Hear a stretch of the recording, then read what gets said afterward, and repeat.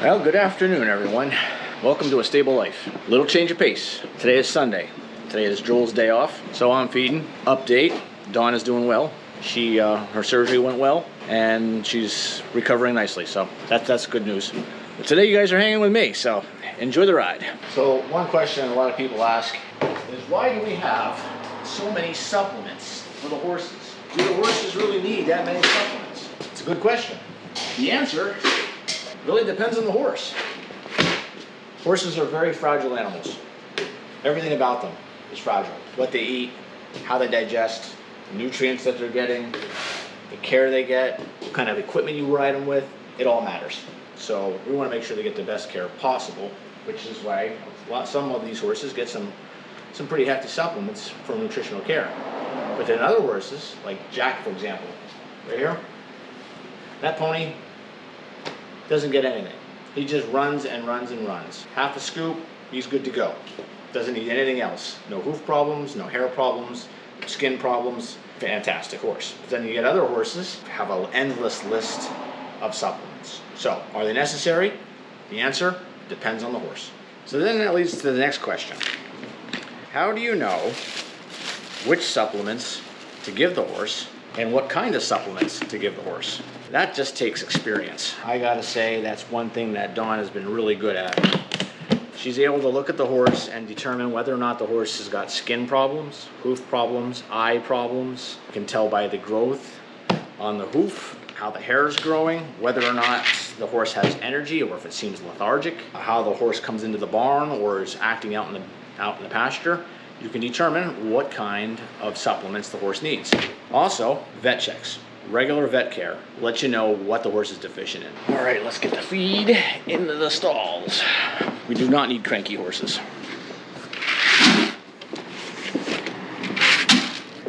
Jack. Yeah, that's all he gets. That's one row down, 3 to go. The walking process all over again. So here we have, let's see, Suede, Champ, George, Kevin. There we go. That's the second row down. Grab the next row and start walking again. So one of the things to keep in mind when you're doing this, as you're feeding the horses, you're not just putting the grain in the buckets. You're also checking to make sure gates are closed. There's no horses that look like they're in trouble. The water systems are running the way they're supposed to. The horses are in the right pasture. There's no fence down. What's up, buddies? Not quite a lot of noise, but a little bit of noise. I don't feed a lot, so these guys really don't trust me a whole lot. Buster is okay, but Rocky, forget it. Won't even come near me. Where you guys going? The food's over here. Come on, boys. See, they don't trust me. Hey, how you doing? It's okay. How we doing, huh? Grain's over there. Go ahead and eat. Enjoy. Enjoy. Attaboy. Have fun. It's all right. It's all right. It's all right. And they're just gonna watch me to make sure that they're safe because they don't trust me.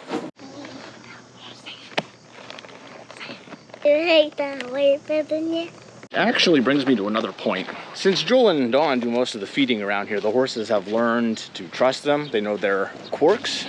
I mean, Dawn and Joel know the horses' quirks, but the horses also know the energy that Dawn and Joel bring when they're feeding. That makes a difference as to how well or how smooth your feeding session is going to go. What do I mean by that? Okay, so horses read energy, and if your energy is high and you're fast and you're anxious, the horses read that, and in turn you have a bad feeding experience because the horses then are like, nah, I don't want to be around that. So I'll give you an example. As I'm feeding, watch the horse's behavior. They don't know me as well, so they don't trust me, and I'm high energy. My job has me moving all over the place all the time, so I don't move slow. And since I don't move slow, the horses read that as high energy, and in turn, a bundle of nerves. So take a breather, down it a little bit before I start letting the horses in, because that energy will just transfer through to them. Even when you're approaching the gate, they can read that. And here we go. So we're reading the room here. We all know Suede's the boss. So we're gonna let the horses in, but we're gonna do it nice and easy. Because if I came running up to this gate to let them in, that would make them very anxious. And we don't need anxious horses. So we got Suede, Spitzy, there we go, nice. A little hop hop.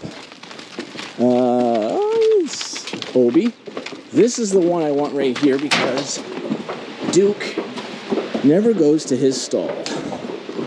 And we want him to go to his stall. There's Tucker. Attaboy, turn. Attaboy. All right, so we got Tucker. There's Casino. We'll just follow my boy down. All right, so as we're heading down to the big pasture, which you can see they're waiting patiently. One thing horses will take advantage of are options. You give them an option, they will take the option. You know these guys are coming in and they have stalls all the way down through here. There is absolutely no reason why they should want to go out there. But because that door is open, they're gonna go out there. So we're gonna close the door. Take away the option. It's like dealing with 5-year-old kids. They're troublemakers. They just look for ways to get in trouble. I mean, they've got nothing else better to do. They're just hanging out all day and just chilling. So if they can check something out new, they'll check something out new. It'll open now. We got a lot of horses coming in, so I'm gonna do this a little bit differently. I'm gonna close the gate halfway through the herd. Samson, Gavin, Archer. I'm gonna close the door behind Archer. We'll let those guys come up. We're gonna check these horses out and make sure everybody goes to where they're supposed to go. Looks like everybody's where they're supposed to be down there. We'll go in and we'll let the rest of the herd in. Jack, I'm gonna sneak in right here.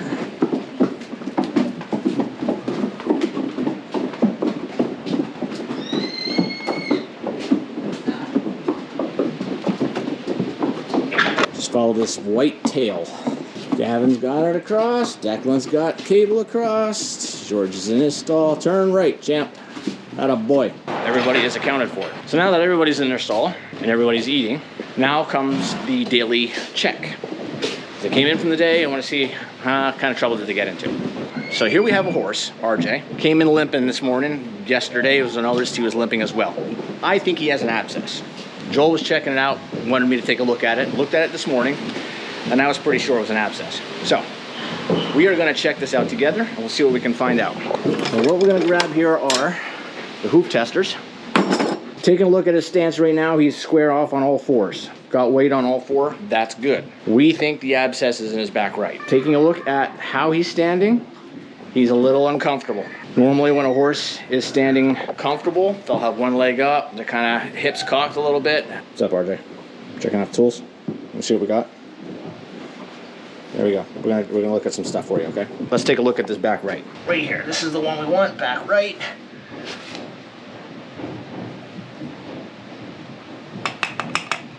Actually, I think it might be the other one.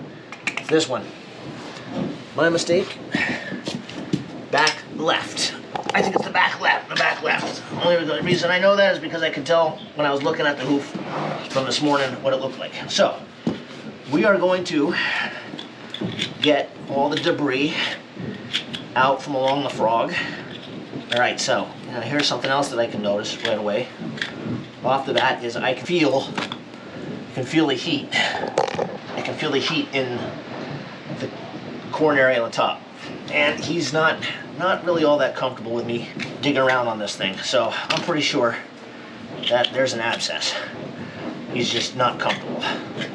So what I'm trying to do right now is not get kicked, but also find out where the abscess is. Now he's got a really low sole. So we're going to use these, and what these do is they put pressure on the sole when you squeeze. And you'll notice right now he is not really moving a lot or showing any signs of pressure anywhere on. Alright, so that is not. Alright, a little squeeze right there. Let's try him back here. Nope. Nope. Nope. Alright, so horse's hoof capsule is live laminized like a sponge. It flexes in and out. So when the horse's hoof makes contact with the ground, the hoof capsule expands, allowing the blood to flow down through the leg and fill up that entire hoof capsule. If it didn't, when the horse hit the ground, 1,400 pounds coming down on 6 by 4, that hoof would just explode from the impact. The way the horse's leg is designed, the blood comes down through the muscles. There are no muscles in the lower leg, just veins and arteries. So all that blood, like a piston, goes through the leg, fills up the capsule, the hoof expands, the shock is taken away, and when the horse picks its leg back up, the blood broadens back up the leg and it primes for a second impact. Abscesses are fluid pockets that build up inside the laminae, inside the capsule. They hurt because it's added pressure that they don't normally have to experience. So that causes them to limp, show signs of lameness. What the hoof tester does is when you squeeze the hoof capsule, it adds extra pressure. When you hit the abscess, they'll tell you because it's gonna hurt. He didn't show any signs of an abscess in his sole, but there are two types of abscesses that a horse can develop. One develops in the sole, one develops in the hoof wall. The two types of abscesses are called subsolar and submural. Subsolar is an abscess that develops in the sole area and it blows out in the sole area. A submural abscess develops in the hoof wall. The hoof wall is different from the laminae that is contained above the sole of the hoof. Just like your palm, your fingers, it's just another extension of the body. A submural abscess will blow out on the coronary band because the abscess develops anywhere inside the hoof wall, grows up, blows out the coronary band, which develops a huge hole. I will show you an example. So one of the things we want to do before he goes out for the night is take off his fly mask. Now, fly mask's off. There you go.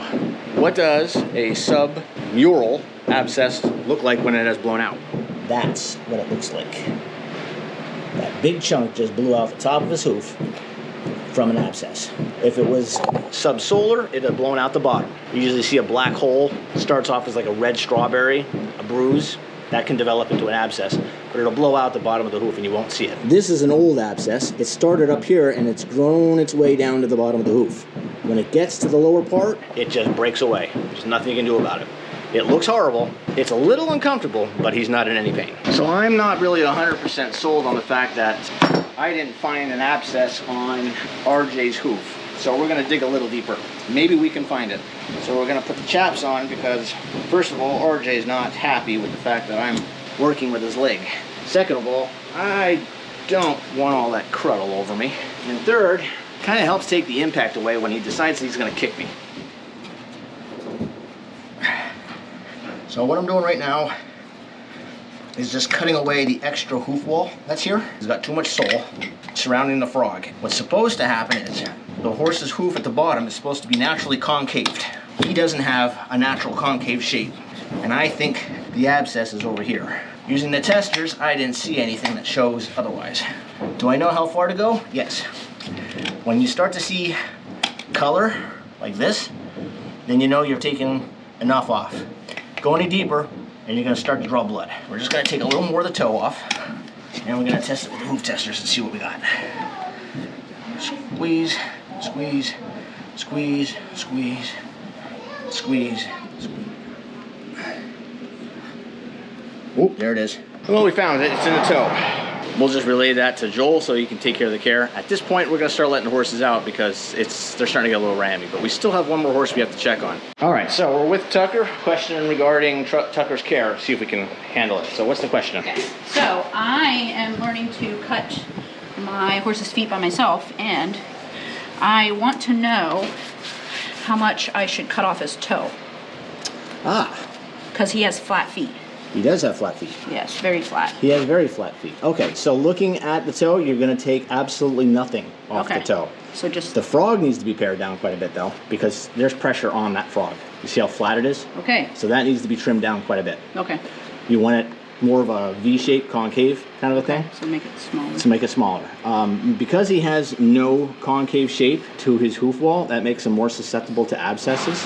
Yes. So as a professional farrier, you'd recommend shoes. That's not going to happen with Tucker because there's no reason to put shoes on him. So what you can do is leave the toe long, okay? Okay. Trim back that and pare away right here on the bars. Okay. And that'll start to develop a concave shape. You're okay. You can drop it now. Good boy. That'll start to develop a concave shape to his hoof so that you don't have to worry about shoes. Okay, very good. Thank you. You're very welcome. All right, so we're gonna start turning horses out. We're gonna do the middle paddock first, and on the board, as you see, Knights, middle paddock, big field. So Champ, George, Jack, Rebel, Rony, William. That's all that goes out into the middle. Yeah, Champ, George, and Jack. We'll get them out first. All right, Jack, you can head on out. Champ, you can go out. Yeah, ready? Back your head up a little bit more. There you go. You're gonna watch me for a little bit? Okay. Let me just help you. Arm underneath the head. Let's see, we'll go for a little walk. It's going for a little walk. Now, I want you to take notice of something. Notice Champ's eyes.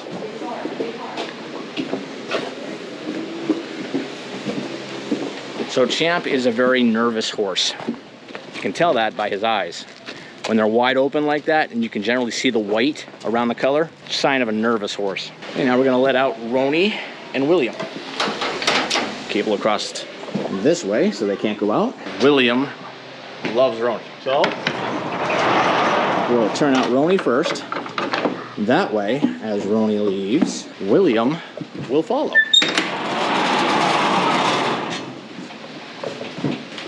Good night, William.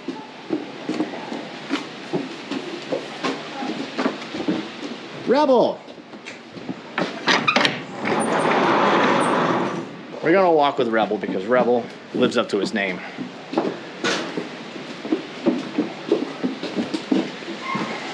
Here's something else to take notice of. So watching the eyes, look at Rebel's eye.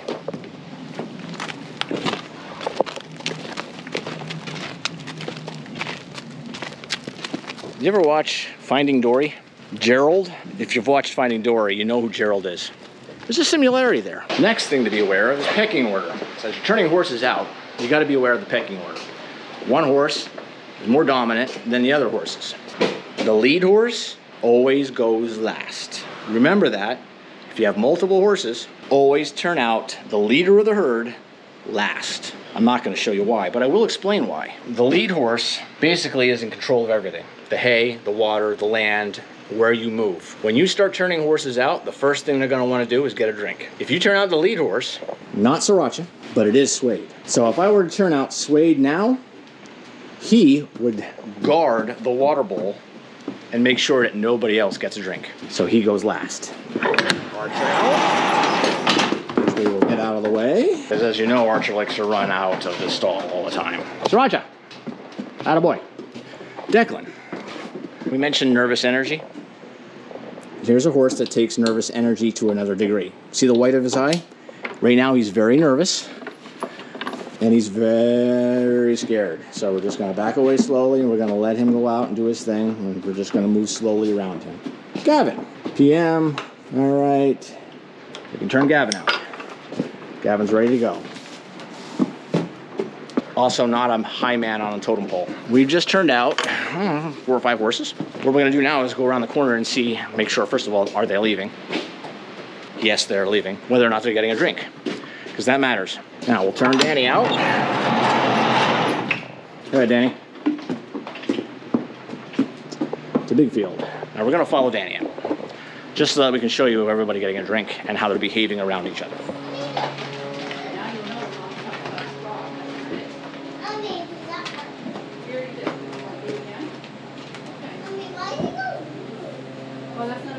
All right, everybody's getting a drink, has gotten a drink. You'll notice the herd behavior as they're getting a drink. We have 2 guys getting a drink of water. We're just gonna take a mosey on back to the other end of the stable. By the time we get back to let other ones out, these guys should be done drinking. We'll let the next group out. One of the horses that's new to the stable, but not new, is Poe. Poe's been here and gone and been here and gone, but he's also one of the bosses here. So if I turn him out now, he's gonna go to that water bowl and he's gonna push everybody around. On a good note, what that will do is get everybody down the hill. Now when I turn the next group of herd out, of horses, there won't be this big menagerie of who's gonna get the drink of water next. So Poe should go out, and if I know the herd correctly, Poe should get his way to the water bowl and send a bunch down over the hill. So let's test that theory out. Poe out. So everybody's kind of lethargic today, but they have gotten a drink of water, so that's good. All right, no action. That's good. Boring is good. We like boring. Let's go let out the next group. Fly, be free. No, you fly, be free. Okay. And we're down the suede. Get your head in there. Atta boy. And you can go ahead. You may be asking, what is on him? It's summer, right? Yeah, it's a fly sheet. It's actually breathable. Air ventilates through it, but it keeps the flies from landing on them. It's a little less of an irritation. Some horses like it, some horses could do without it. Suede's one of those horses that likes it.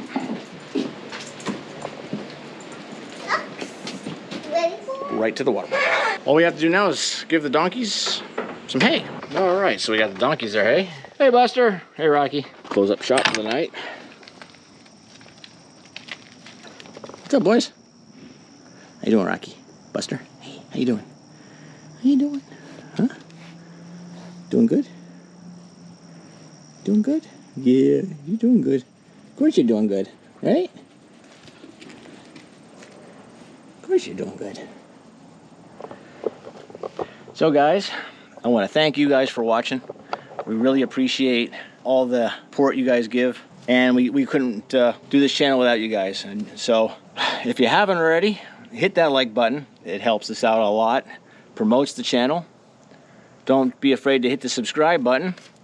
And as always, we'll see you in the next one.